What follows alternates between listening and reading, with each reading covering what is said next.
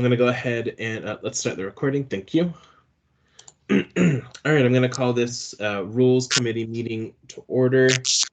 Let's go ahead and do a roll call. Felix Rivera. Present. Austin Quinn Davidson. Jamie Allard. Christopher Constant. Here.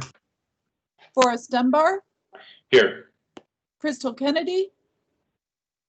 Here. Suzanne LaFrance.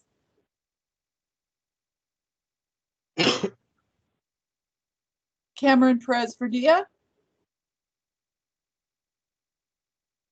Pete Peterson.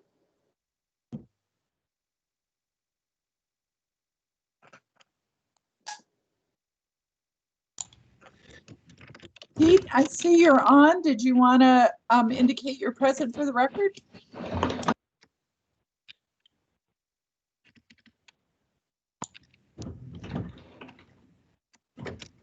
All right. I guess Pete's having difficulty Okay. unmuting himself. John Weddleton. Here. Meg Salatel. Here. And I'll do Jamie Allard again. Oh, I'm here. You have a quorum, Mr. Chair. And I'm here too, Barbara. This is Austin Quinn Davidson. Great. Thanks. All right. So as usual, if folks want to get in the queue, please either put yourself in the chat, or if you can't access the chat, just text to me. Also, as usual, Rules Committee meetings, informal, so feel free to use first names. With that, Barbara, if you can go ahead, scroll down a little bit on the agenda. Thanks. All right, so we're going to start with a report from the Assembly Chair and Municipal Clerk. So start with my report. So just a quick general comment. So as we get closer to budget season, I'd like to ask the members to consider the increased stress on our time over the coming 3 months as you think about any additional ordinances to bring forward for consideration. Just to be clear, you can bring forward whatever you want, but I'm just asking you to consider our time limitations through November 17th, which is when we will be voting on the budget. One quick update on our Austin and I's leadership goals. So regarding the quarterly comprehensive update, I think these last couple of meetings the update has been, I haven't had any time. And so I think in order to actually realistically get these completed, I've decided to, using some of the pot of money for communications and funding from elections that was left over, to use some of that to contract out the updates for the remainder of the year to Northwest Strategies, which is the firm that we've worked on with our CARES Act funding communications. So that way we'll get something professional and crisp and out on time. Regarding the alcohol tax, later today, we're going to finish up our last community partner meeting with the Homelessness Leadership Council. Next week, I'll lay out a proposed timeline for us to finish up this discussion in September, with the goal of getting something introduced for public consumption. I think realistically, it's probably not going to happen until the Assembly meeting on September 29th.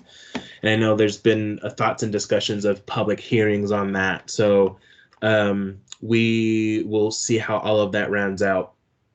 Again, I'll put out proposed timeline next week for the members to think about, mull over, and get me your thoughts. Regarding the I Can't Breathe resolution, I'm continuing to work with the clerk's office and doing my own independent research to move forward with a variety of the planks in that resolution. Barbara and I met with a variety of our community partners who conduct dialogues and trainings on the issues addressed in the resolution. And we should have more to share soon on how the Assembly can engage in those different dialogues and trainings. On the Assembly office remodel, earlier in the month, the City Hall building manager met with an architect to begin the process of drawing up plans for the remodel. So in mid-September, I should have drawings to share with the body. And I don't know how different or not they will be from what was shared earlier several months ago. I've been told that the remodel should be complete in December. So hopefully that means we'll be able to host our own holiday party, assuming that those are still a thing this year. Regarding the communications pot of money, that $150,000, I already mentioned the quarterly comprehensive update. There are two additional pieces which will be coming from this pot. First is a redesign of our Assembly website. Earlier this week, I gave direction to the clerk's office to work with RDI to complete this redesign. RDI has experience working on the municipal website. Most recently, they worked on the development services website. Second is around communication on homelessness. Earlier this week, the communications subcommittee met with Northwest Strategies, who may or may not be doing this work. That hasn't been determined yet. To better define the scope of this project. So hopefully in the next week, I'll be able to get a proposal so we can get a better sense of the scope and price tag and see if it completes the goals outlined in the subcommittee. And from there, I will move forward and give direction on how to begin that work. Last, I'd like to invite the members to call or text. I would suggest not to email me, at least not for the next week or so until I unbury myself. If there are items that you'd like to discuss regarding any process that we are undergoing or ideas you have which fall under my responsibility as chair. As you all know, I'm open to suggestions and having these conversations. So with that, that ends my report. Are there anything else members would like me to report on or any questions?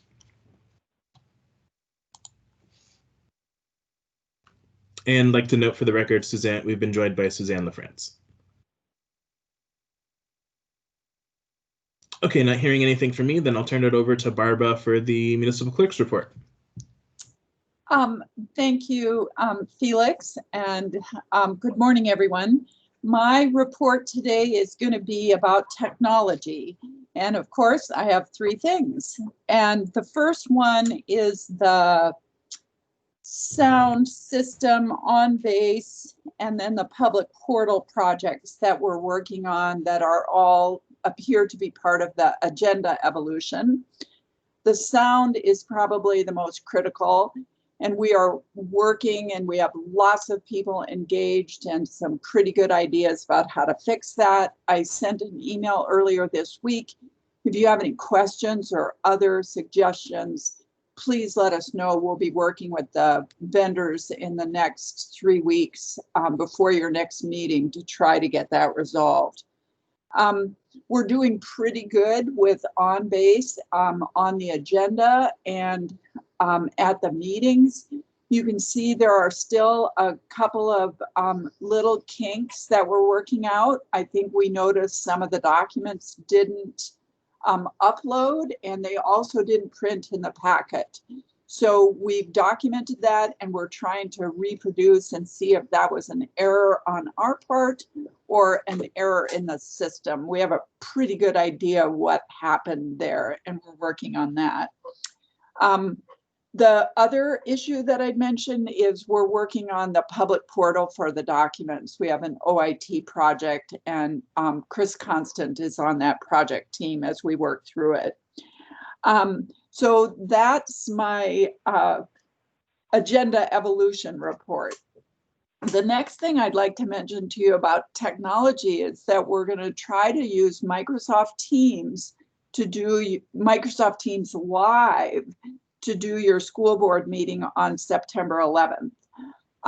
Just as an aside, if you have topics that you want to add to that, I believe I sent out a proposed agenda for that meeting, and you should get back to me I'm going to give you until 2 o'clock today. If you could please get back to me if you have any other topics. But that'll be a little bit of a new technology to try a meeting on Microsoft Teams Live. We did really well on the alcohol tax town halls, and we thought it would be worth giving it a try. The last technology thing I want to mention to you is that it looks like we're going to be doing a City View upgrade. And City View is the system that we use for business licensing. And so that needs to be done by the end of the year. So there's lots of technology things going on in the clerk's office. And I will admit, we're looking forward to having a 3-week break before the next assembly meeting. And if you have any questions about technology or anything else, please let me know. Great. Any questions for Barbara?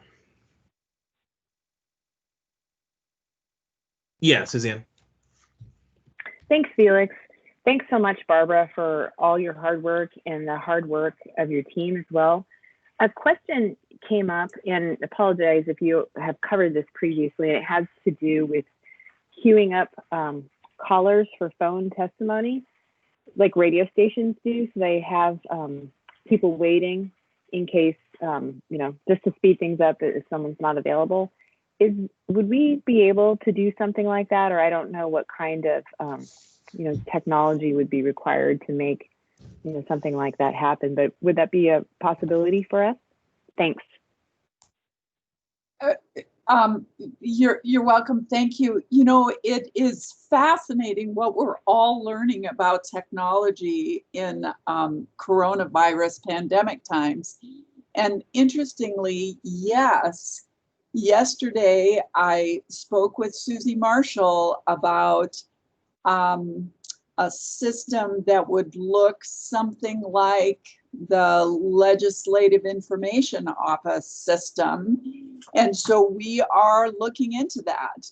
And I think that your question, begs this answer. We waste a lot of time at the meetings with the calls, and especially the calls that don't go through, and then the people who are a little bit confused on the calls and don't know that they're ready to talk right away. So yes, that is something, and I hope that I'll have something to report on that for you next month. Thanks so much, Barbara. And again, thanks for all your hard work. You all have been so busy, and I know that it's been a little bit crazy. So thank you so very much. Thank you. Crystal?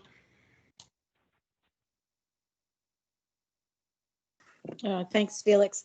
I agree that you guys have been so busy, and I feel bad because I'm going to ask another thing that will make you even busier.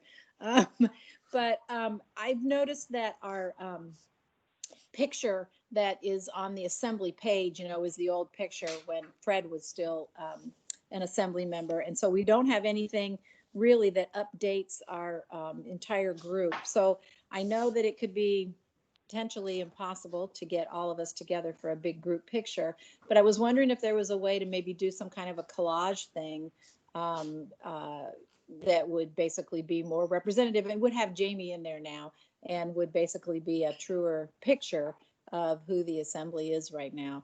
So just a thought. I mean, obviously it's not something you're going to go run and do right now, but I was just hoping that there might be a way to update that picture, even though we're under COVID restrictions of some sort. So but anyway, thank you. You're welcome. And Ms. Kennedy, I think we've all been working on this. I think Kiana may have been in touch with some of you about taking a snapshot of you from a Teams meeting. And we were going to do a collage of that. So that's already in the works. And maybe we should do that that collage from these meetings. So she'll tell you when that is, and we'll get that going. And so you'll have to have your camera on for a change, and you can't be in your pajamas or something like that. So we'll work on that, Ms. Kennedy. Well, can I follow up then, Felix, on that? Sure, go ahead. Barbara, I guess I was just suggesting that we all, well, at least 10 of us, have pictures already, you know, just kind of the single individual face snapshots that we did last year. And you would only need to add another one of Jamie, and she probably has one available too. So I don't know that we have to make it too difficult.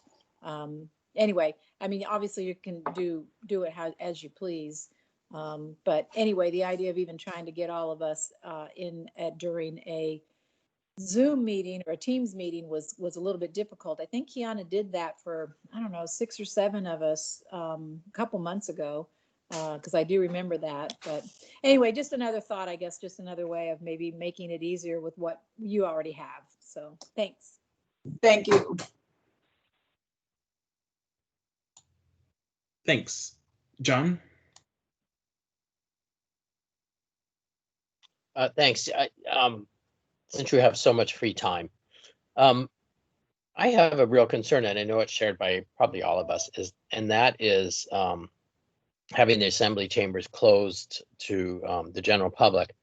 And I mean, as we see with, a huge number of cases of Brother Francis and stuff like that, this problem is going to be with us for a long time. And I suspect we'll go back and forth. So maybe at our next meeting, we can be open to a few people. I expect we'll be shut down again. And there are sites in Anchorage that are huge that we should consider moving to and having our meetings there so people can come in. I mean, we've seen, protests of 500 people or whatever they are. And my guess is that, 80% or more of those people would not have shown up if they could get in the chambers. They're only there because they can't.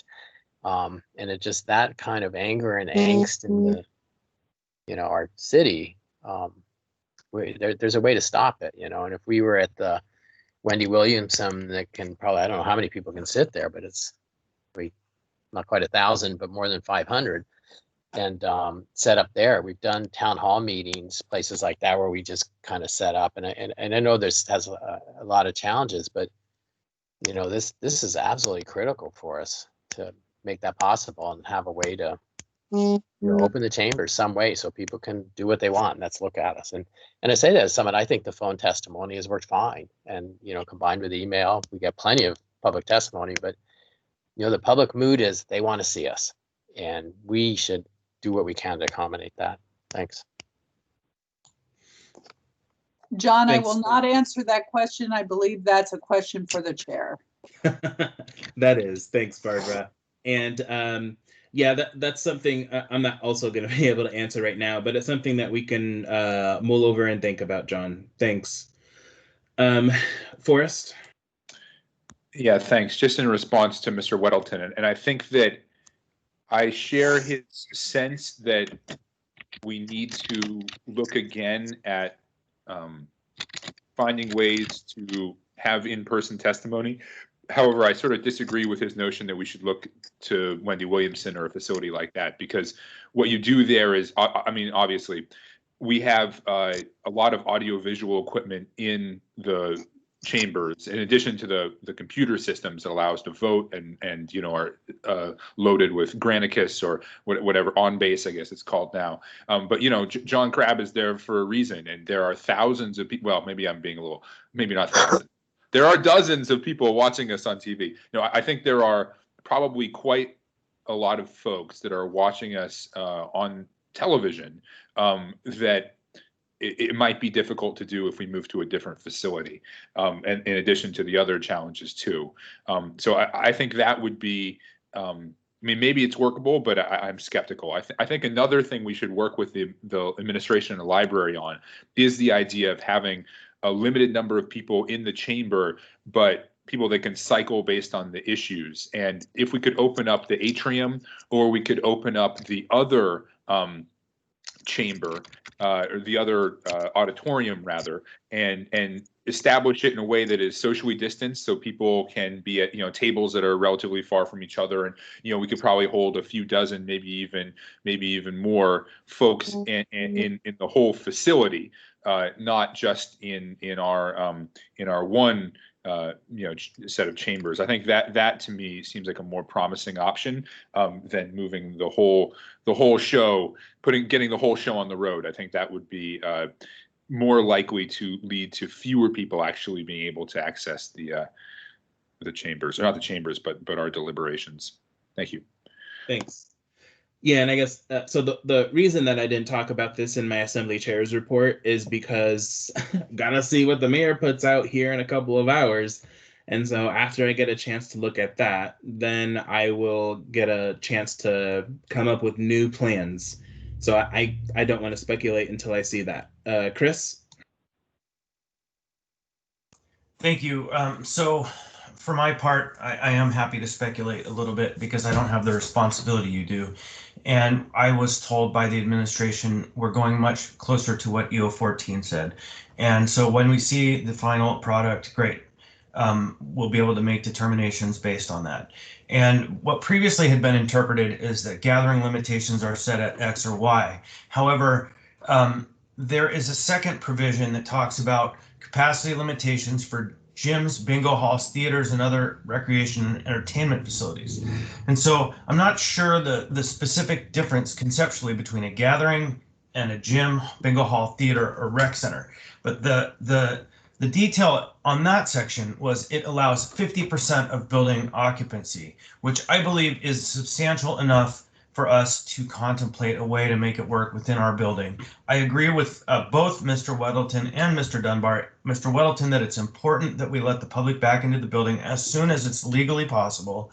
And Mr. Dunbar, that we must do it at our chambers because of all of the tech. And while he suggested there are dozens of people that watch, we saw a spreadsheet that showed we had 10 and 15,000 individual viewers on just the stream alone, which then could translate to 45,000 people because you could have 3 people watching a TV streaming at home, not to include Channel 9 GCI live broadcast. And so I believe we do have a duty to open the doors, and I believe we should interpret ourselves like a gym or a bingo hall or theater or other recreation and entertainment facility rather than the strict limitation on gatherings, which is much smaller. And so while I know that's your challenge to face, Mr. Chair, Felix, that's where I'm going to be driving on this, because I believe there is this strong sense that people are mad because they aren't able to come in. And much like that diner that decided to protest and continue to operate, they had a line of people out the door when they were having that constraint placed on them that they were violating. But as soon as they opened, the line went away and the protests kind of diminished and it became cooler. And I believe the same thing will happen to us. If we get the doors open, it will cool down. We certainly are very entertaining, so. Thanks. I think I heard it's the best show in town. Dean.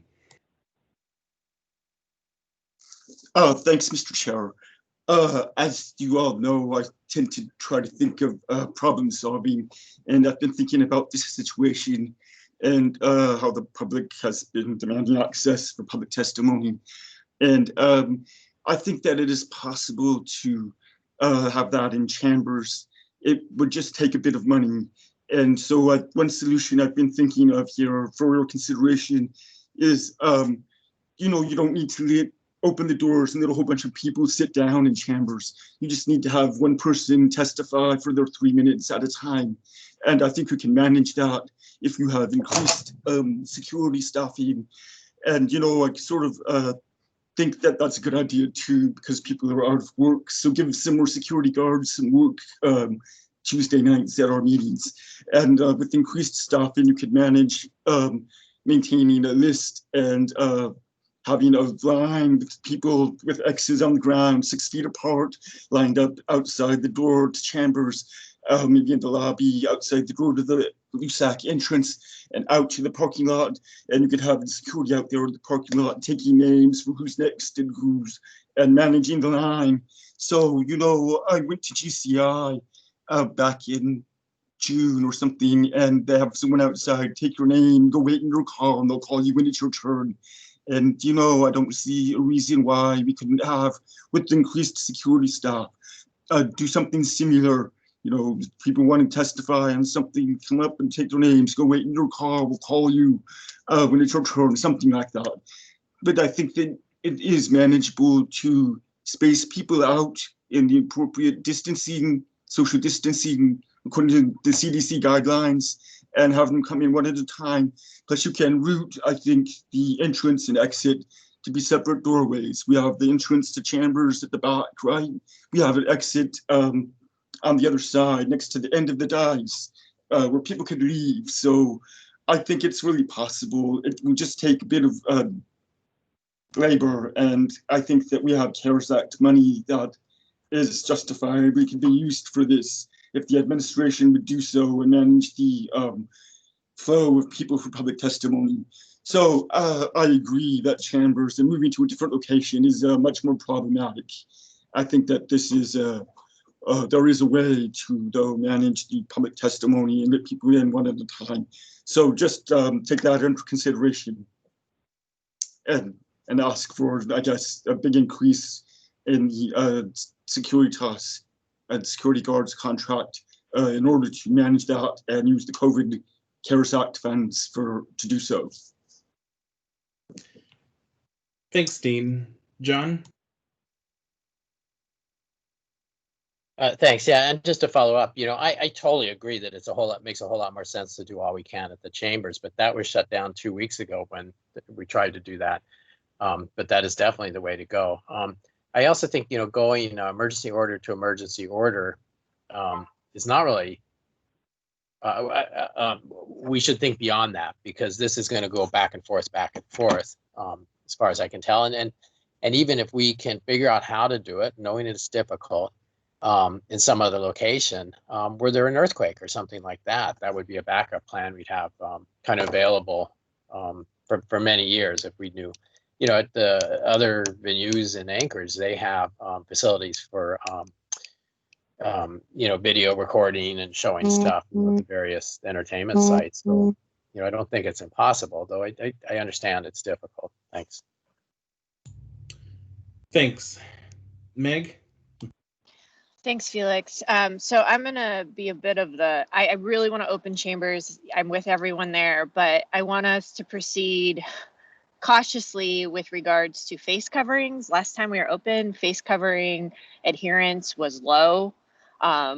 When chambers is open and if face covering adherence is low, I actually use that as like an additional reason to isolate even more, because I feel like my exposure to potential exposure to people is extremely increased. It is a closed room, even if we are somewhat distanced, because we are potentially in the room for hours at a time with folks. So if we are opening back up, I would really like to see enforcement of the mask requirement taken seriously, because it's there and it's a requirement, and it's necessary for our safety as well as the public safety. So I want to stress that piece. I think it can all be done together, but without that, it doesn't feel like we complete the picture on opening chambers. Thanks. Thanks. Pete? Thanks, Felix. I think we could stage testifiers on the other theater there at the library. And we are coming into fall here, and I would imagine that there's going to be less people wanting to wait outside for their 3 minutes of testimony. And so we could figure out a way to keep people separation distance in the other theater there, and have them lined up and ready to come over and testify when their particular item of interest comes up on our agenda. Thank you. Thanks. Chris? Yeah, just a couple of last notes. I actually really concur with Meg on the question of masks and enforcement. And I think what we have to do, which we didn't do before, is set a really strict standard that shuts the meeting down and clears the room if people are sitting in there with their masks off. And I'm not sure how we'll implement that, but there could be other ways but I believe that we need to do that. During the testimony on the purchase of the properties, we had 3 women sitting at the front with no masks on, literally hissing at anyone they disagreed with, which was effectively spitting into the air. And it was one of the most disrespectful and actually health risky things I've seen. And so I don't want us to go down the road where we become a place where really disrespectful people show up, and they can come and be disrespectful, but they need to cover their mouths, because I don't want to get sick, and I don't want the lady I prepare meals for dying because 3 disrespectful people in the front were hissing. There's that, and all of this in a more optimistic or hopeful way or thoughtful way leads to the IT should probably work with the clerk's office to begin another project similar to the project we're doing on access to records, where we talk about how the Assembly can create an emergency mobile broadcasting system for ourselves, in which we could, using all of the tech tools that we have, stand up a mobile unit that could go from place to place. Because John's right, in the last 3 years, we've had some scenarios that could have been very bad and shut us down in a way that became impossible even to use our facilities, the earthquake being the most prime example. And so we might ought to contemplate a mobile broadcasting system. Thank you. Thank you. Suzanne? Thanks, Felix. Actually, John noted in the chat what I was going to mention, and that when we had passed the resolution concerning public testimony, there was an amendment, right, on masks that said if anybody wasn't wearing a mask in the chamber, we would move to telephonic testimony. And it would also be enforced for people queuing up to testify. So we did pass that resolution, and I'm not sure what the official step is from taking that resolution and posting the rules or implementing, but it seems like we do, have that already in place. Thanks, Felix. Thanks. Forrest? Yeah, I just wanted to make explicit something that I think all my colleagues share the opinion of, and that I think was sort of alluded to in some of the comments. But it's not just us in that chamber, right? And the people that are queuing up out there, and the ones who are in the atrium or potentially in the other auditorium, if we get it opened, it's the security staff is going to have to be interacting with them all the time. And I don't know if you guys have gotten a chance to speak with our security guards during the last several weeks. I'm sure many of you have, but they're great men and women, and they're there the whole time we're there. They've got masks on, but that's not what masks do, right? Masks protect other people. And so if people are coming into the chambers or coming into the building in large numbers and refusing to wear masks, we are exposing those security guards and their families to the virus, and potentially. So it's absolutely crucial that at that front door, we have those masks available. People need to wear them, and it needs to be enforced. And I know we all want to, but I just want us to recommit to that, because we are putting them much more at risk than us, because we're up on that dais, and we have that physical space typically. They're right there with them, and I'm just worried about their safety. Thanks. All right, we're going to go ahead and move on to, well, I guess just to wrap that up briefly. So you all will see and hear much more from me and Barbara next week after we get a chance to mull things over. So look forward to that. We'll move on to Assembly priorities. So earlier this month, I met or received written comments from a variety of different committees to get their budget priority thoughts for the 2021 memo, which we are very behind on. So those committees included Health Policy Committee, the Homelessness Committee, CEDC, and the Enterprise and Utilities Committee. So thanks to Desiree, who put all of those notes together and mashed those thoughts up with the 2020 memo and provided a draft document. So I need to go through this draft document, clean it up a bit before sending it to the body. So expect that also next week. That's the only thing that I had really to discuss on assembly priorities. Is there any further discussion on that topic before we move on? Suzanne? Thanks, Felix. On that priorities memo, will we be adopting it by resolution, or I can't remember what we did last year, but could you speak to that? Yeah, so last year, I know you can't say how we'll vote, but sorry. Last year it was a memo from you and I, actually, as chair and vice chair to the administration. And so it wasn't a memo sort of speaking as the assembly. It was just a memo. We outlined sort of the work we did, which in this case, I would outline, we got thoughts from these different committees, and here's what we put together, and chair and vice chair sign off here, administration. That's likely, because of timeliness, that's probably what we will do again. Okay, thanks.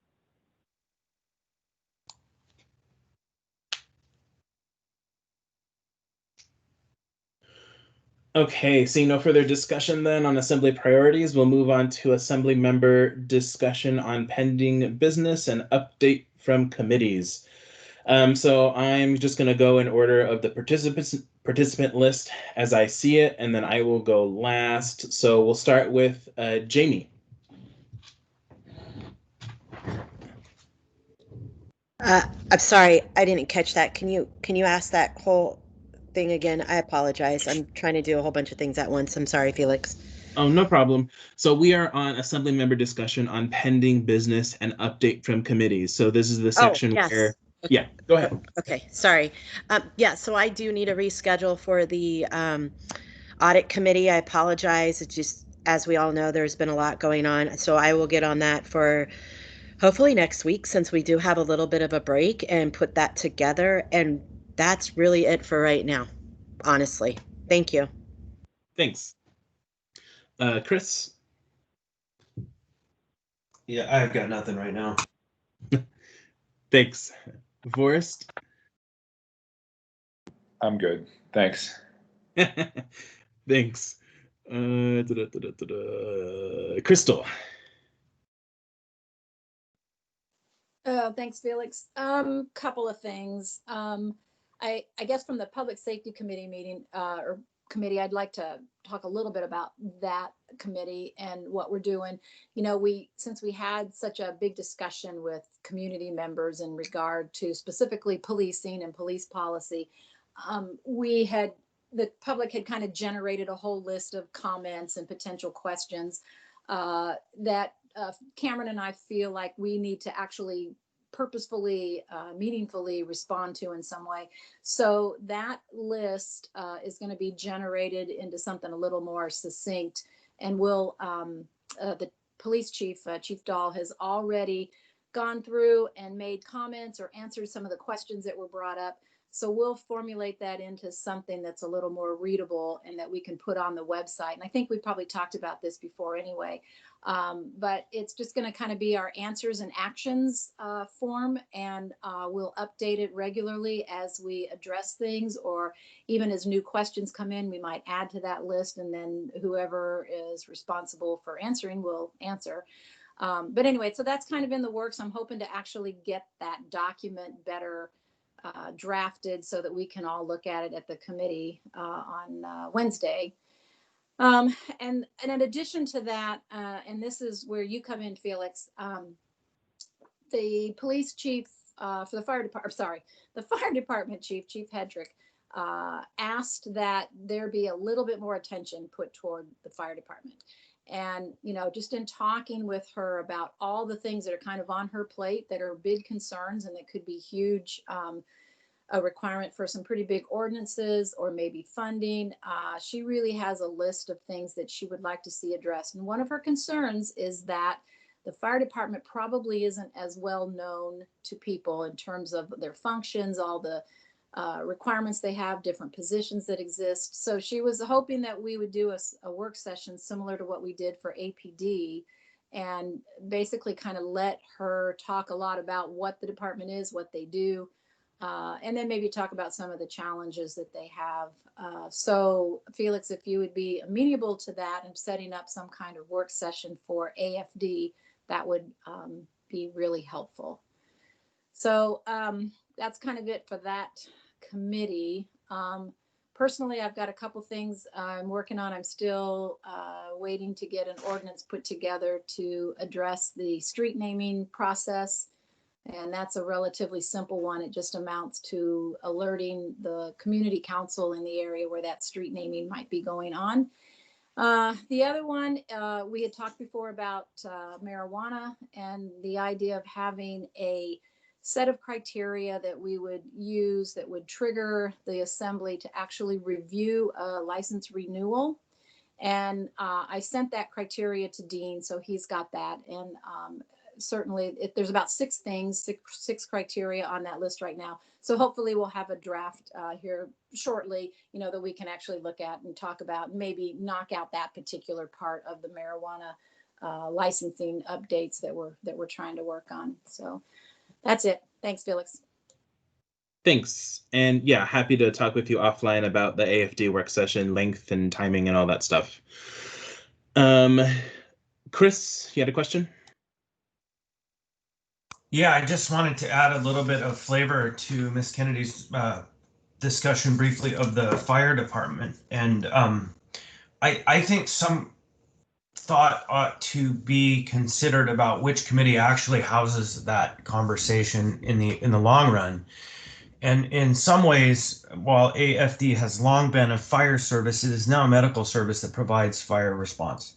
And to that end, I believe we should contemplate the conversation, and much to the chagrin of the health policy committee chairs, I haven't mentioned this to you, that maybe that's the proper place for the AFD conversation going forward. So I want us to put that on the table for conversation. And also, I want us to look closely at the conversation about mental health first aid, APD, and core team AFD, and figure out where those items are parallel and if they can in some ways merge, and which is the proper place for them to be housed and how that would work going forward. Because the core team is a super important aspect of what we've been working on, and I have a feeling it could get lost in the shuffle. And so I'm concerned about that. And so I look forward to the work session on the fire department and figuring out the proper method for it to be really respectfully held up by our work, as opposed to just kind of as a sidebar. Thank you. Thanks. Crystal? Thanks, Felix. Yeah, thanks, Chris. That's really what is pushing this conversation. Part of what's pushing this conversation. AFD and APD both want to have more of a conversation about really what their role is or what their role should be.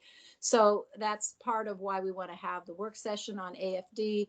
And actually on the agenda for Wednesday in the Public Safety Committee is a discussion, just a real preliminary discussion on how we work through any kind of crisis stabilization that APD wants to work on, and certainly the core teams. So the conversation about that question has already begun. It just becomes a question of, okay, so how do we really put it into some format where we can work through this? Because there's a lot of questions. There's legal questions about it, just in terms of taxation that John has brought up before. So that's a valid concern. And Chief Hetrick is well aware of that, and she is very interested in having this conversation. Hence, that is the reason why we're at least starting with, at this point, of having a work session about who AFD is and what they're doing. And at some point, we can break out this bigger conversation about how to really look at the difference between the emergency medical response function of the fire department versus the actual fire related functions of the fire department. So anyway, so we're definitely on that track and hoping that this next meeting kind of starts that a little bit better, and definitely hoping that the conversation at the work session level will help us get kind of some kind of path forward with that, because it's a big question. But yeah, we're all aware. So thank you, Felix. Thanks. All right, so next I have Suzanne. Thanks, Felix. Okay, so Chris and I introduced the AO that would remove the exclusion for e-cigarettes from the tobacco excise tax, and that's set for public hearing on September 15th. And I need to get with you, or Chris and I need to, about a possible work session, or maybe that's a question for the group if a work session is wanted on that. So that's one question. If possible, if someone who's working on the hockey rink issue, I know we have a work session Monday, but if there would be a member who'd be willing to give an update on what they're doing and where they're heading, that would be helpful to me. Lots of hockey players, I'm one as well, in District 6, so this has particular concern. Third item, and John, you and I still need to discuss this, but with the Alaska Railroad having a board meeting, we may be putting together, or I am looking at least at putting together a letter containing the resolutions we've passed concerning exclusive use and property rights. And if there are other members who would want to join that, that would be great. And then finally, Felix, I'll just mention this as well. I know that the mayor's ERTF, Economic Resiliency Task Force, has been having discussions about if they're going to continue or what is their role. And it was raised by someone, you know, would it be appropriate to have assembly involvement? And how has that information flow been going in terms of us receiving, you know, the feedback from the ERTF? So I'll just put that one out there as well. And maybe that's to you, Felix. I don't know if you've been involved in that piece. So 4 things. Are we going to have a work session on the tobacco, hockey rinks, Alaska Railroad Board meeting, and then ERTF? Thanks. Thanks. So could you clarify on the Alaska Railroad? What's your question? The question is, the Alaska Railroad is having a board meeting in September, I think 10th and 24th. And, you know, the issue of exclusive use and has been a really important one. Representative Kopp, right, has worked that piece, and we, the body, have passed resolutions. And I would like to pull those resolutions together in a letter. And I assume Mr. Weddleton, John, we haven't had a chance to talk about this. You may be already working on it.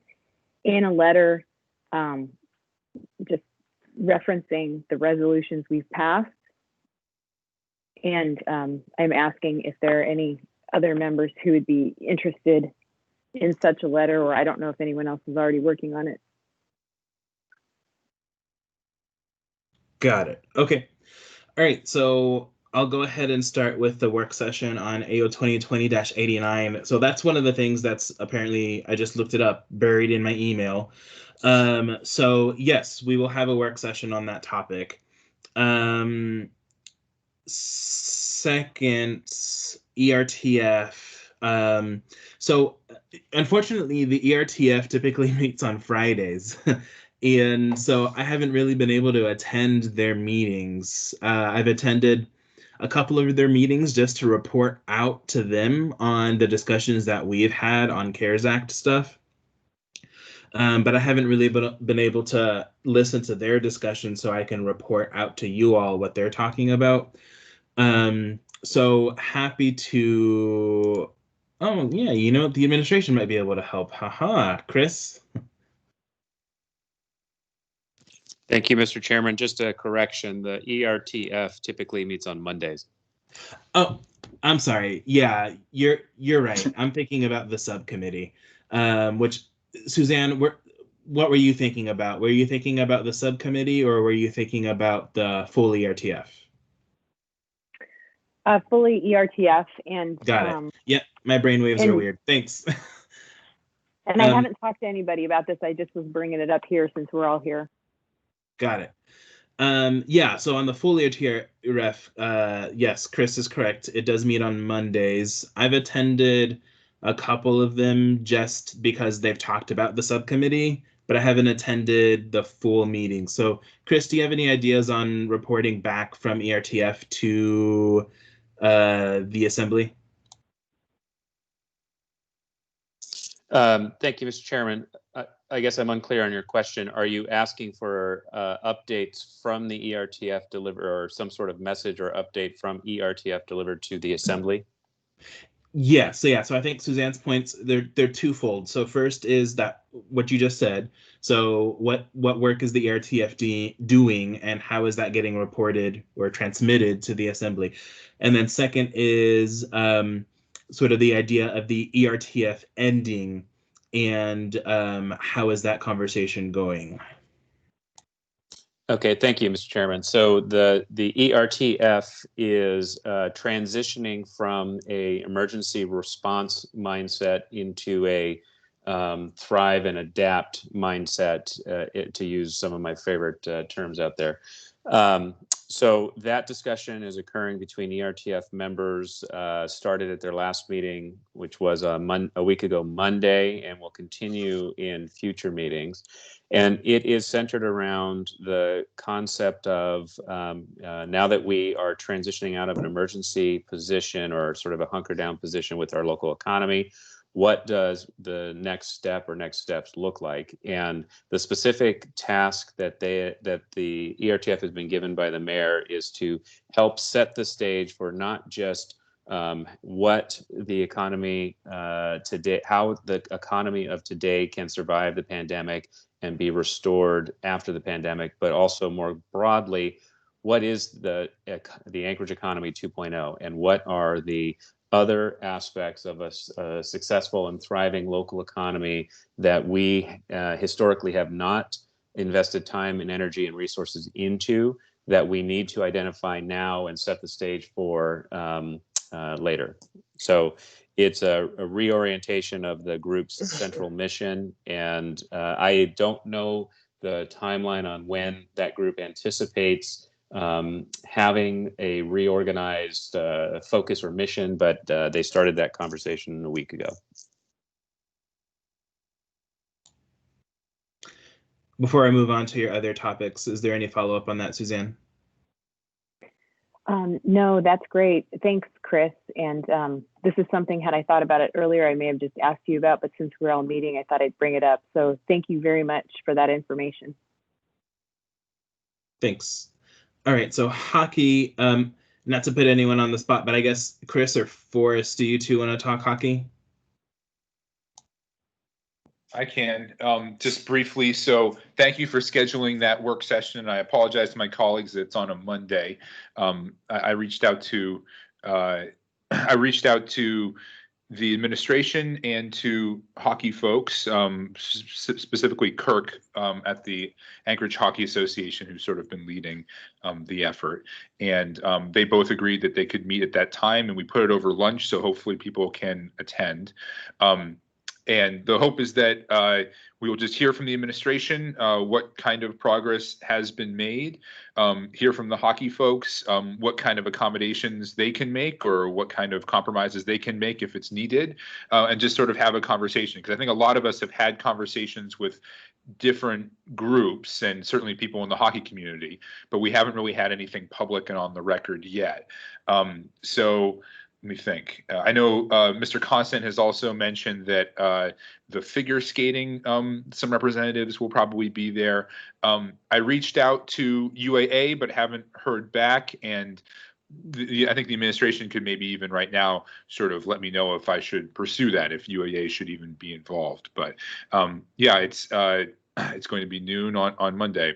And if there's any other questions, I'm happy to try to answer. Thanks. Chris, I assume you're on hockey too? Yeah, just that I wanted to make sure Forrest got in there the note about the figure skaters. It's not just hockey. There's a whole other set of children and parents that are involved in this conversation. So thanks. I'll call it Hockey Plus. Meg, on Hockey Plus? Yes, let's not forget the underlying issue, which is homelessness. And I have asked the coalition to be available. and to possibly be ready to discuss the how rapid rehousing could be a key part of this solution, instead of looking for alternative locations to ICE or another place to shelter folks. So I just wanted to make sure that information got out. Thanks. Crystal on Hockey Plus. Yes, on Hockey Plus, please. My question is, I guess I was under the understanding that the Boki was being reopened. So am I missing something here? Thanks. Yeah, I guess I could give just the brief of it, or yeah, Forrest, you unmuted. Go ahead. Sure. I mean, I think that we are all hopeful that the Boki will be reopened, and hopefully the administration will have. I see Mr. Schutte has his hand raised, so I'm sure he's going to give us an update on that. Perhaps he'll tell us that now it is going to for sure be opened. If that's the case, then Monday will just be a great time to tell the public what that's going to look like and how that's going to roll out. Yeah, my impression was that wasn't a done deal, but I'll wait to hear from Mr. Schutte. Chris Schutte. Thank you, Mr. Chairman. Mr. Dunbar is correct that as we have stated to the user groups and to the media, the Boki is being held in reserve. We paused the ICE installation last week in the painting in order to let the EOC and public health folks resolve the growing issue of where to house our popular unsheltered population in light of the repeated nights of overcapacity at Sullivan, the limits that are being imposed at other facilities, not only because of the demand, but also because of the current concerns about COVID outbreak within these populations. And so it is being held in reserve until such time as the EOC can finish their work on establishing alternative locations for both the mass shelter and mass isolation. It is a very low likelihood of being used, but having gone through the exercise during the initial days of the pandemic of having to mobilize this kind of emergency shelter quickly, it's hard to do. And so we chose to pause the ICE installation and the resumption of public use of just Boki, not of Dempsey, but of just Boki, until such time as we get the final confirmation from EOC that they have alternatives. Okay, thanks. That helps. I was operating off of old information, so appreciate the update. Thanks. Thanks. Chris Constant. Yeah, so Chris, that was a pretty open-ended position. So what should we be prepared for on Monday then? Thank you. Through the chair. I think, as Assemblymember Dunbar pointed out, Monday is a chance for the body as a group to hear from all the user groups or most of the user groups of our ICE rinks here in town. ICE rink availability, usage, prices, et cetera, is a pretty complex topic, and I think the discussion on Monday probably will cover and touch on those subjects, as well as the availability of Boki for use this season. So I would like to add from the administration, there would be a briefing on the plans and methods, what the course is going to be, not just Boki, but looking forward, how can we figure out solutions? So I'm hoping that the administration will be at the table more as a partner in the conversation and not just making a brief presentation on the Boki. Thank you. Thanks. So I'm going to go to Dean. He's going to talk ERTF and Hockey Plus. Yes, thanks, Mr. Chair. So I just wanted to mention that both of those issues, the hockey issue and ERTF, are COVID-19 related. And, if any of the members feel that you would like legal counsel assistance in your efforts in those areas, anything related to COVID-19, just to a reminder, we have retained Dennis Wheeler, so don't hesitate to ask. and you're not overburdening my office anymore, I would refer those matters to him to assist. So, and that's really your discretion. If you don't need legal counsel, or if you do, it's your call. But I just wanted to make that reminder to you. Thanks, Dean. Good reminder. All right, so I'm going to go ahead and conclude the Hockey Plus discussion, move on to the Alaska Railroad. So I just want to clarify, Suzanne, are you asking if people want to sign on to a letter or help you write a letter? Well, one, I'm asking, is anyone doing a letter already? Because it's hard to know what folks are working on. And two, is anyone interested in working with me? I'm assuming John will work together on this, on such a letter. So got it. Anyone doing it? Anyone interested? Got it. So I guess, John, before I open it up, did you want to talk on it? Well, I would just say, we passed a resolution on it, and my expectation was just to go and say, as an assembly member, I don't think we need a letter because we already have the resolution that passed. And just Suzanne and I or whoever can just be there to present it or reiterate whatever it would take. Okay. Did you want to respond to that at all, Suzanne? No, I mean, that makes sense. And I assume it's probably a Zoom meeting or something, but if there are other members who are interested, I mean, I think it would be helpful to pull together the resolutions. There've been 2, I think, that we've done. So, I mean, I will do that and likely email. And if there are other assembly members who are interested, I guess I would hope you show up to the meeting. Not really sure how to work this, because if we get out of this, we can't really, out of this meeting that's the notice, we can't. Yeah, I'm about to open it up right now. Thanks, Suzanne. So is there anyone else that's doing a letter? And then I'll get to the second question of, is there anyone that wants to work with Suzanne on a letter? So first question, is there anyone else that's doing a letter?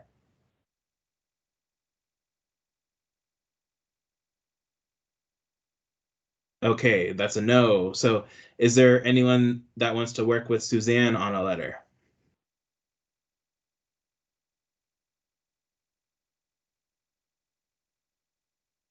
Well, I won't abandon Suzanne to her own effort, but I just, my sense is we don't really need a letter. If we, Suzanne or I are there to present the resolutions again. And it wouldn't help, especially if it's a Zoom thing, is to have other assembly members just logged on to, show the support. That would be good. Okay, so John and I can take this offline, I think, since it's just 2 of us. All right, thanks. If I might, I concur with John that we should stand heavily on the resolutions passed, because those are official policy. Well, and just Felix, if I can just jump in. Yeah, I mean, definitely. That's why it was a constituent request to make sure we have those resolutions and that we put them again before the railroad to remind them of where we've stood. And whether we do that through a letter or being there, I agree. Being there on Zoom would be good. I don't know if I can, but I think that's what we should shoot for too. Okay, thanks. All right, so I'm gonna go back through the list. So next I have Pete.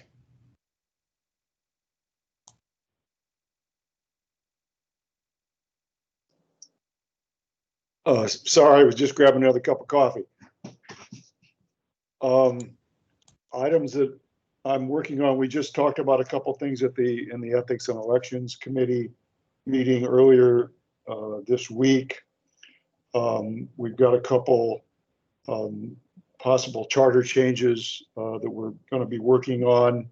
We have a subcommittee, and we're going to be, one of the things we'll be talking about is having the runoff election 3 weeks after the certification, and just to give the printer a little more time to get the ballots printed and make sure we can get them out, sent out in time to give people a chance to get them back in time for a runoff election. And we're anticipating that there could very well be a runoff election since we don't have an incumbent mayor that will be running next April. So that's something that we could be coming up here in the next month or so. Thank you.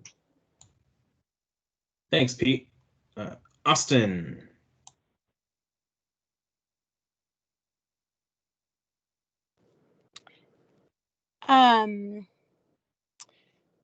Yeah, so what Pete mentioned, we've been working on that in that committee. Felix and Chris and I, Felix can talk about it because I think he's kind of the ringleader, but have been working on taxi ordinance that's COVID related. And let's see what else. Suzanne and I have really been trying to get a handle on the health department budget. And, you know, we've heard a lot of feedback over the years from members about things they'd like to see incorporated into that budget. So we're trying to work with the administration to get ideas out to members or somewhat of a plan on what they think they might be doing so that we can all work collaboratively and be able to share that information. Yeah, I think that's it for me today. Thanks. Chris, you had a question? Yeah, not a question, thank you. But the taxi ordinance that's coming forward, since we haven't had a work session, and I just wanted to brief folks on what that's about. A number of you might have seen communications from the industry that there's kind of an issuance of a bunch of new licenses coming, and they've asked for that to be put on hold for 1 year. And there's also a filing of a certificate that's required on the 1st that would convert their legacy licenses into this new general class of licenses. And there's a requirement on how they're operated that makes it impossible for them, because of COVID, to operate them to the level that they would be required to. And so that document is required to be filed by the 1st of September. And the ordinance isn't being heard until the 15th of September, but there's a specific portion of the ordinance that allows for the cab operators to withdraw the form if they have submitted it within the last 8 months. Thank you, Dean, or whoever drafted that language in there was genius. And also then it would extend the deadline for 1 year to next September for them to actually file the form. And so it's an issue that's going to make a real difference in the lives of the cab drivers who are suffering right now and are making basically 10 cents on the dollar, what they were already making 10 cents on the dollar for due to the changes in law from the state. So thank you. Thanks, Chris. John, you had a question?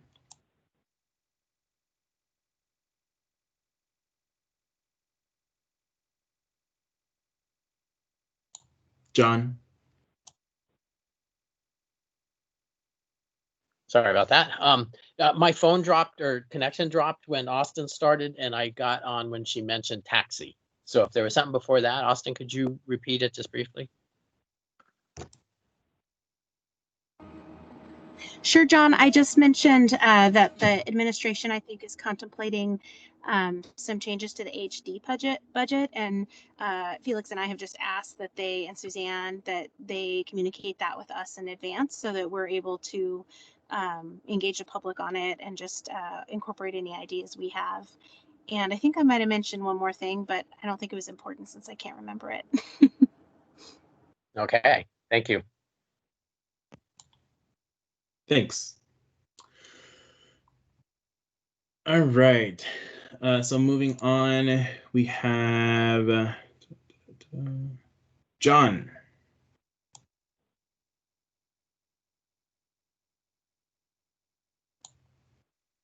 Okay, You're I'm on here. mute. There you go. I got off, thanks. Well, I have a long list. I'm good at making lists and maybe not that good at getting them all done. We do have looming, something that we've been working on with Mandy and Barbara and Dean and so on for over a year now, and that's procedures for quasi-judicial issues. And I think we'll probably have something in the next couple weeks. It's just been bogged down with our busyness. I won't go through the community economic development things because I think Felix said he's going to have kind of our budget priorities and all put out. We're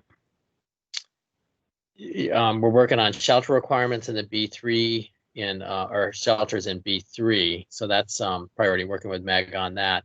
And also, I pulled this Spinard corridor plan or postponed it, and I'll work with Austin, and I'm checking with Cameron if he's there to see if he's okay with Open Meetings Act for me to share my comments on that. And we'll be meeting with Chris Schutte and Michelle McNulty about changes on that. And it's not crisis stuff, it's just things I think that would move progress along better with a few little tweaks.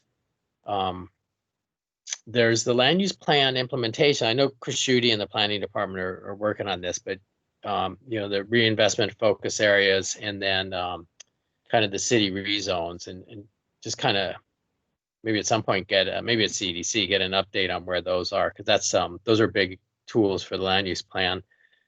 And then a handbook for citizen participation in rezones, which as we see every time we have a rezone, there's confusion on that. We touched on it a couple times, I've mentioned, and that's looking at this split between EMT costs and fire response costs with our taxes. We have a fire service area, which does not include all of Anchorage, but we have an EMT that covers all of Anchorage. Most of the budget or the tax is in the fire service area, and it's a misallocation, and where you draw that line is hard to choose, but we know where it is now is very far off from where it should be. And that's something I'm continuing to kind of struggle with.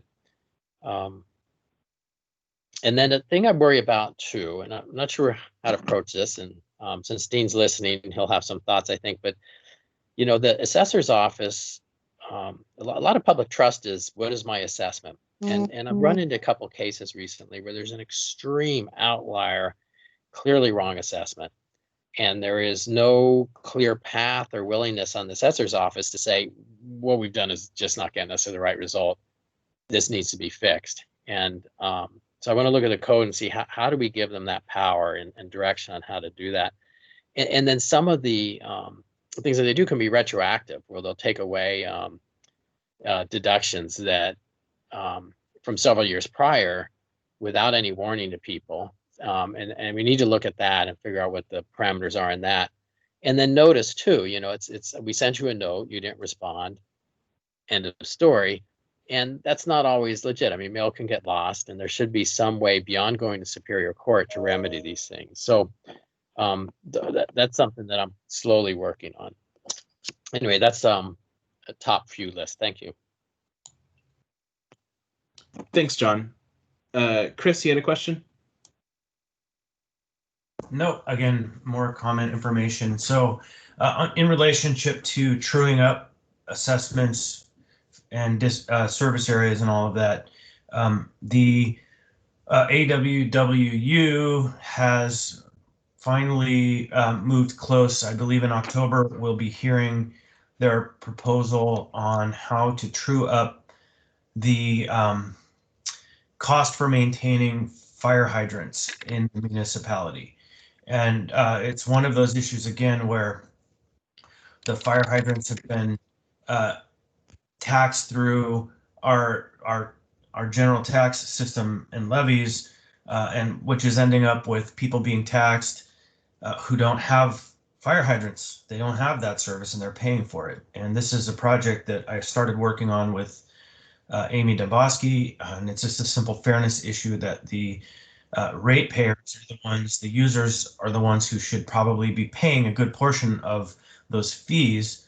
And so stand by, because that project is coming up. I don't think it's going to be contentious, but it might be a little complex because it's not a straightforward shifting of expense from column A to column B, because there are fractional costs that are general taxpayer costs. And so stand by for a very interesting briefing from AWW, and then that project won't take place once we get it decided how we're going to proceed. The RCA is involved, and they have like a 400 and something day review period. So, but that conversation, which is some years old now, is still moving forward and should be coming to you all very soon. Thanks. All right, next I have Meg. Thanks, Felix. a few things. One, I'm working on the resolution for the referral of APD's policies and procedures and a few other items to the Public Safety Advisory Commission. So if anybody has things they would like included in the referral, I'm the only member on that so far. So we'll welcome any 2 additional participants. On the issue of mental health, first responders, how that interacts with APD, potentially the core team, and what does behavioral health look like within the municipality. I think there needs to be a conversation about that. As we know, we've appropriated the CARES Act funds and the money for a consultant for us to look at mental health first response. But currently there's no structure really within the health department to address behavioral health. This is a new body of work in a lot of ways being done. So I've been thinking a lot about structurally where that work might live. Is it a subcommittee of the Health Policy Committee? So if you have thoughts on that or are interested, keenly interested in that particular body of work, we should probably connect. The shelter regulations, as John mentioned, are proceeding with pretty good speed. The shelter providers have all met and given some feedback, and so we're coalescing that so that we can have another CDC subcommittee meeting here shortly.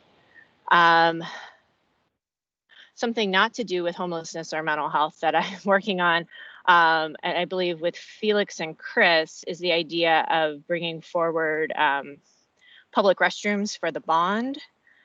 So just a heads up that if we can get that together, we'll be bringing that forward. And I think those are one last one on AMATs. I requested to Craig Lyons with AMATs if we could get an update at one of our policy committee meetings and an update from the state as to any changes or expected changes in federal transportation dollars due to COVID-19 or responses to COVID-19 as the federal government has restructured or changed some of its spending. So I just wanted to make sure that stayed on our radar as it affects a lot of the work before that committee so that we will know and then we can give an update to the assembly if there is something to provide. So I think that's it. Thank you. Thanks. So I think you had sort of 2 open-ended points there. First on the APD referral. I am happy to work on you with that. And then if there's a third member that would like to, feel free to peep up. And then on the second part on the mental health / HPC subcommittee, Suzanne has noted that she is interested in working with you on that. Great. Felix, this is Suzanne. Yeah, go ahead.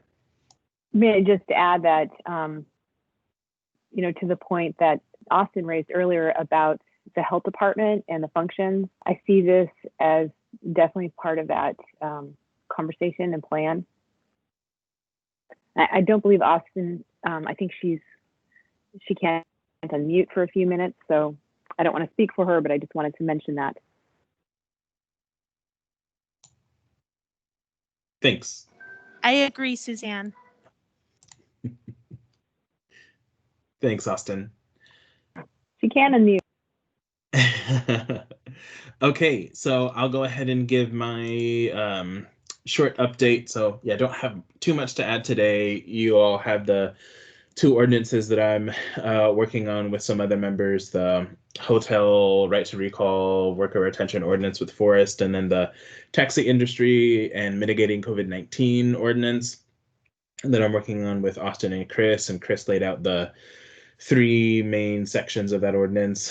I met recently with a variety of Alaska Native organizations, mainly to talk about resolutions. And this has been a topic of discussion first raised to me maybe like a year ago or so about resolutions and how resolutions are accepted in that whole process, being basically just ensuring that we are being respectful of that process and the significance of the process, and ensuring that it's a sort of a celebratory process. And so in short, the outcome of that was I think we're going to have, at least for these series of resolutions, and maybe even for other ones, I think we'll have a better engagement with some of the Alaska Native organizations that are interested and come in to accept those resolutions, which is good.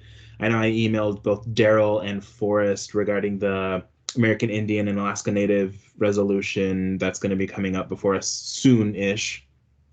Heritage Month, excuse me, resolution that's going to be coming before us soonish. And then the various organizations I met with also outlined the idea, which actually the Alaska legislature is pretty good at, which is, going out in the community and doing a celebration on a resolution. And particularly I'm thinking about Senator Evelyn Gray Jackson and some of the resolutions that she has passed, and the celebrations that she's organized in the community versus as the organizations I met with within the four walls of the chambers, and the difference between the two. So I think we'll have some exciting developments and updates on that soon, of course, as COVID-19 allows us to. Also continuing conversations with community partners around issues of systemic racism and having those conversations with our community, and hopefully I'll be able to provide more tangible updates on that in the coming month. And then soon I'll be starting work on 2 new requests that I've received from members of our community regarding some equity and discrimination issues, which might translate into ordinances, but it's too soon to tell at this point. So hopefully next month I can share more, and then have a few additions when we get to COVID-19 relief. But otherwise, that is it for me. And I think actually that is it for all of us. So I'm going to go ahead and move on to the next topic, which is CARES Act follow-up / COVID-19 relief follow-up. So earlier this week, Northwest Strategies completed the work on transitioning our website from the proposals we have to the programs approved. As more programs roll out, we'll update the website so folks know how to access the programs as we've approved them. So like rental assistance, small business grants, so people can easily just go, okay, here's how I access rental assistance. Here's how I access the small business grants. So those last final tweaks should be made this weekend. So please review the website and let me know if you have any additional thoughts. Earlier this morning, Austin and I met with Jason Buckenstead about rolling out the various programs funded by Coronavirus Relief Fund. The administration is going to begin adding in updates to these programs and how they're being rolled out to our weekly Sunday reports. And the priority right now the administration has is focused on rolling out the small business relief programs, and then they'll throughout September focus on rolling out the some of the other job programs and nonprofit assistance and all these other things. But their priority right now is on the small business relief. I've met twice now with a group of, and I guess I'll just pause really quick before I keep talking. So I'm just going to give an update on a few different things on COVID-19 relief, and then happy to hear from other members if they have updates on specific parts that they are working on. So I'm going to finish up mine and then open it up. So I've met twice now with a group of stakeholders and experts who will be helping the administration develop their plans for usage of the $20 million set aside for our comprehensive rental and mortgage assistance program. So we're going to be working closely with our partners at the state and court system as well as we move forward in development of these programs to fit the scope of the work that we defined, including direct assistance, liaison support, and legal support. So from my understanding, part of the liaison support is actually already being stood up and should be operational in the coming weeks. I'll keep updating you as we move forward, but I think things are going to be moving pretty quickly with figuring out the plan for that 20 million. And then hopefully in the coming week, we'll be able to give the clerk's office some clear direction. I'll be able to give the clerk's office some clear direction on how to expend the $125,000 that was allocated for aid assistance to assembly members to help us with COVID-19 issues. The goal, of course, is to get this assistance stood up ASAP so that the community can benefit from this through the end of the year. So with that, I'll go through the queue, see if other folks have additional CARES Act follow-up or questions. So I think first I have Crystal. Yeah, thanks, Felix. I do have a question about the relief funds and the distribution criteria, I guess.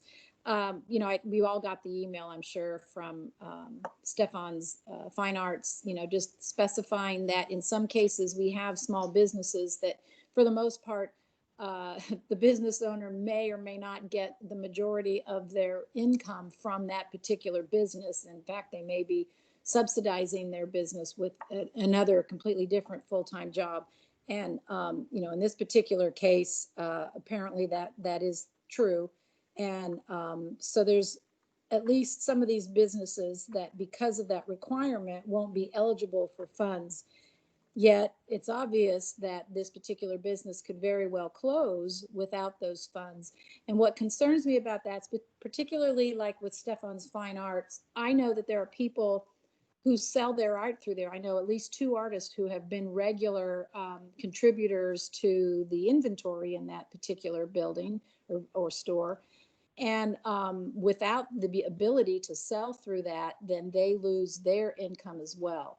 So, you know, that definitely hits at several levels of local small businesses, if you will, or at least small business owners. So I'm really concerned about the fact that we've kind of got that criteria. So I would just like an update maybe on what the municipality, what the administration is doing to kind of counter some of that, because it seems to be a fairly common thread with a lot of these small businesses that they're functioning businesses, but they're not enough for somebody to really make a living on strictly from that business. So anyway, I saw Mr. Schuette's hand go up, so I know he has the answer. He always does. So anyway, that's my question. Thank you. Thanks. Chris, go ahead. Do you mean me, Mr. Chair? Yes, thanks. Yeah, thank you. Through the chair, Assemblymember Kennedy. There's too many Chris's in this meeting.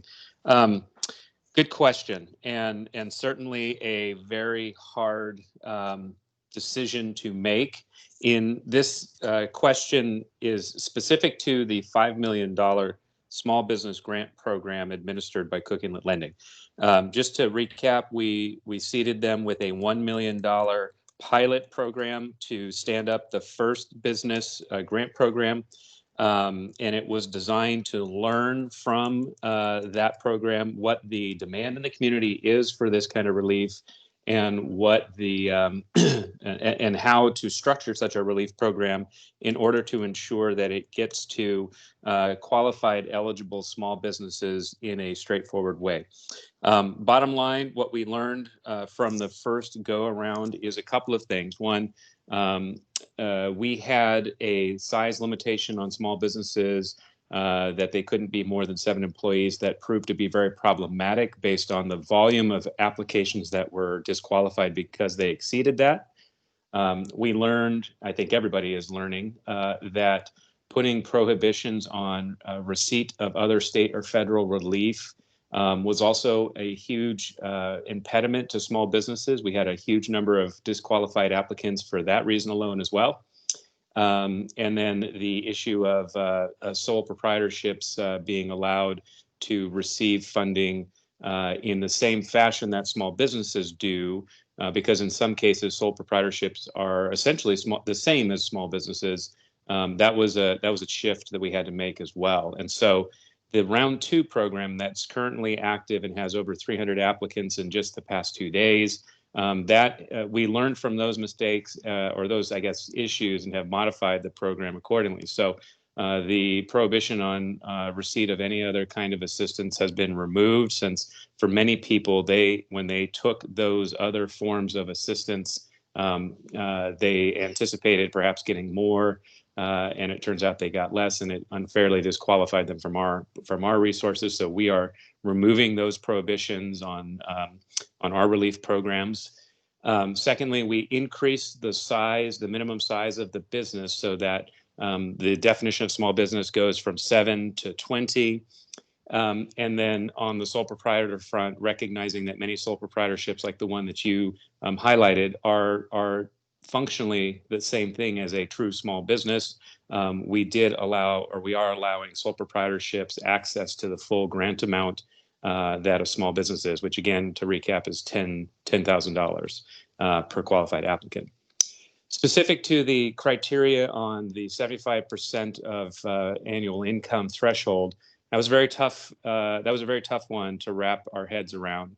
And for every business, every sole proprietorship out there, or small business, it really is a tough call to say that an entity or an individual who has a full-time job, but also owns or has a side business but they do not derive the majority of their income from that, is the money better spent on other entities who rely solely on that small business or that sole proprietorship for their daily living, or should we allow individuals who have secondary income to qualify?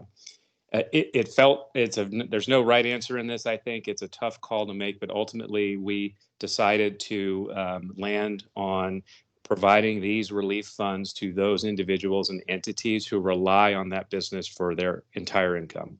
And so that was where the 75% threshold came on. It's still a pretty high threshold, in my opinion, but it does preclude some people, and you gave an example of one.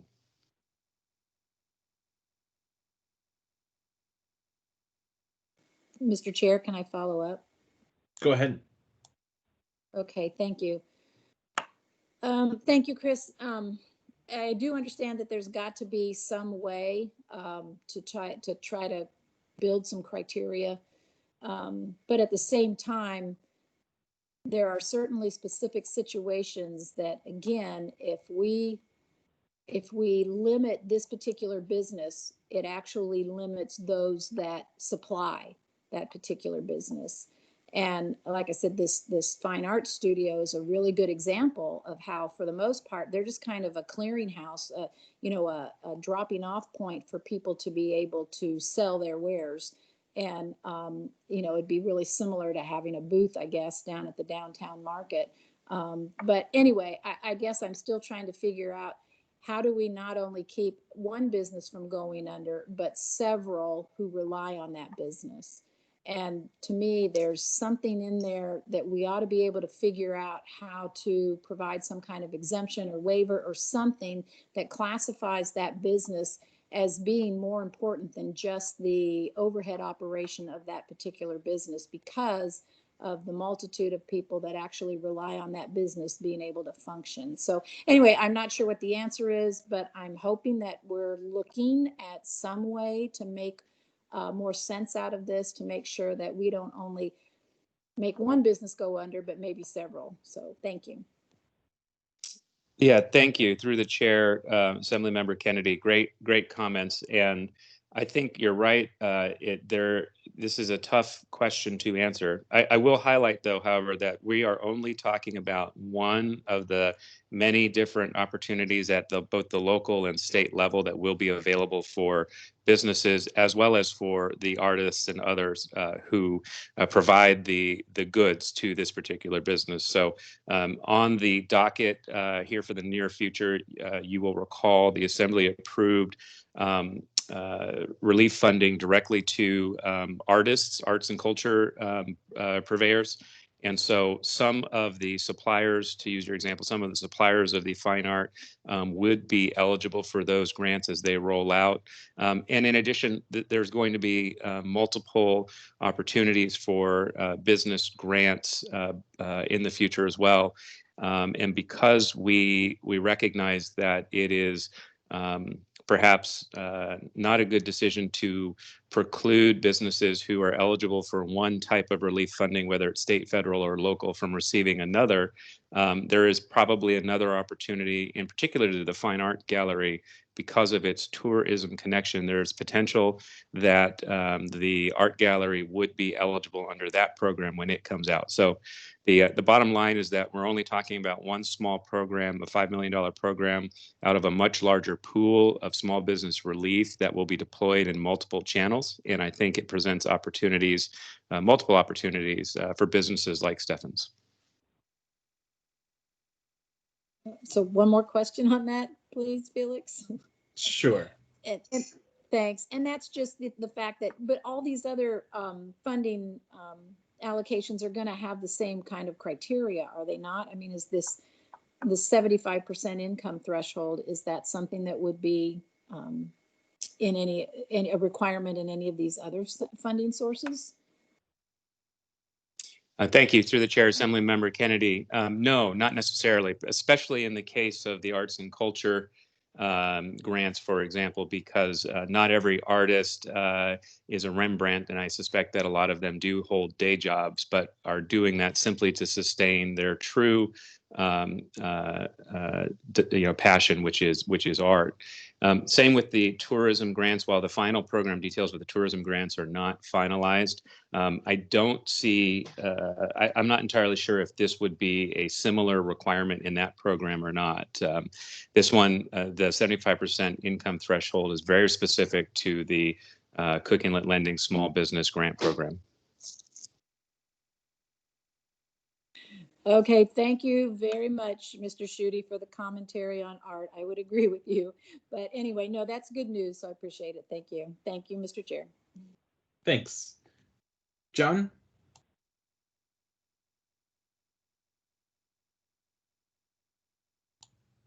Okay. Thanks. This is a great discussion, and I sympathize with Chris Schutte and the people you're working with on where to draw these lines, because there is any line you draw is in a bad place, and there's really no, there's many perfect places and far more bad. But one thought though on the grants, is we think, and it kind of looks like, oh, this is money to the owner, and particularly say, oh, is it 75% of their income because they have other sources of income? But in terms, particularly in a business that has 20 employees, very little of the money that flows through that business stays with the owner.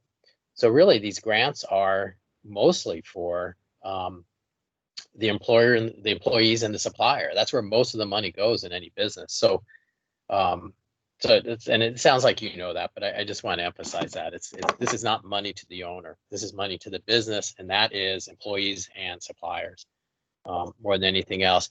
And Chris, because you're on, and if this gets far afield from our meeting today, we've gotten some call on the allocation to kind of the community pillars, I think we called it. We've gotten a call from the conservation center down in Portage saying, wait a minute, we thought we were going to get 20%, and that didn't happen. And I wonder if you can address that now, and Felix, and you could say that's not a topic for right now. I'll let you guys make the call. Yeah, so I guess through the chair, I could do it very quickly. Sure, go ahead, Chris. Yeah, thank you, Mr. Chairman. So the Cultural Pillars program, as originally proposed, was a two-tranche funded program. Tranche 1 was 2 million, tranche 2 was 1.5. There was no direction necessarily on how it was split between the 5 cultural pillars that were identified. And the 2 methodologies that we looked at for distributing those funds were, one, a flat 5-way distribution like you just described. The second, though, was one that was responsive to the size of the entity that was receiving the funds, and that would be to prorate the amount based on the total size of an entity as measured by their annual budget from 2019. So fancy way of saying you take the money and you divvy it up among the 5 pillars in a way that reflects the size of their annual budget. Doing that, picking one over the other, created different inequities that at the end of the day we recognized presented some challenges for others, particularly the smaller organizations over the larger ones.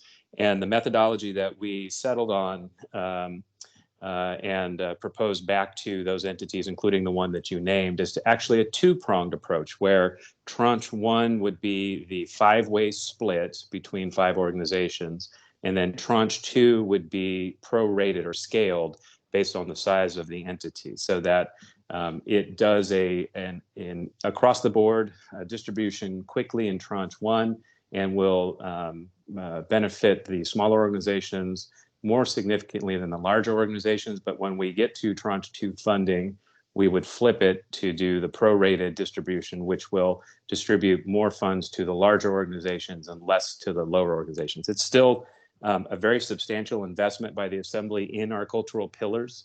The item, or the cultural pillar that you identified, is looking at almost $700,000 of support from this Assembly, which I think goes a very long way in sustaining those cultural pillars. So thank you for that. But that's the two-pronged approach that we've proposed.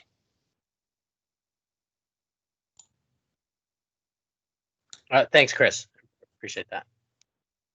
Thanks, John. Thanks, Chris. And I guess just, John, to get to your point, one of the things that I had talked with Austin and I had talked with Jason about earlier is, communication with the Assembly, and, particularly, when questions come up about different programs as they're rolled out, how we do that. And I'm happy doing, going through this today. I don't know if in the future, though, this committee is necessarily the right place to do that. It could be holding future work sessions where we can talk about any specific points that come up as these programs are rolled out. Meg? Thanks, Felix. It's like you read my mind. So I was going to make the request because if you work with someone or an entity who then is a recipient of a CARES Act appropriation, you quickly get follow-up, like, how do I know what's happening? And I'm wondering if, as things are either in the hopper or as they're being rolled out and we know the specifics, if that could just be added to our COVID briefing on a weekly basis. I know that's a little bit more work, but then we kind of have that cheat sheet or something to refer back to, because the questions do come in, and I feel like probably a bunch of disparate questions from multiple members isn't necessarily the best way. And even if it was simply, there's an ETA of 4 weeks for rapid rehousing or whatever it may be, so that way we can accurately convey information back to those who inquire. Thanks. Chris Schutte? Thank you. I'll be brief. I know you're running out of time. So we do intend to include these kinds of updates in the weekly briefings we provide to the Assembly. But in the meantime, just about everyone on the call today has received some form of outreach from an interested constituent or business and have been forwarding those inquiries to us. I would recommend that you continue to do that in the meantime until perhaps you feel like you've got the information at your disposal to direct them directly to the application portal in some cases, or the entity managing a program, et cetera. But don't be shy on connecting them with us first. We're happy to help direct people. Thanks. All right. So with that, I'm going to go ahead and wrap up that discussion. I don't think we're really going to have enough time for this next discussion. So what I think I'll do, rather than truncate the discussion on the public hearing, is just give a brief synopsis of the discussion we had last month, just as a reminder to the members. And then I'll go ahead and move on to audience participation. So let me just pull up my notes really quick from last month.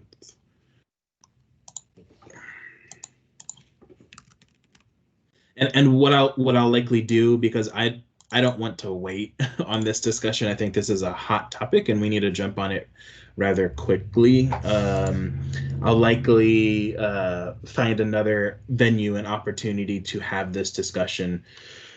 So last month, when this was brought up,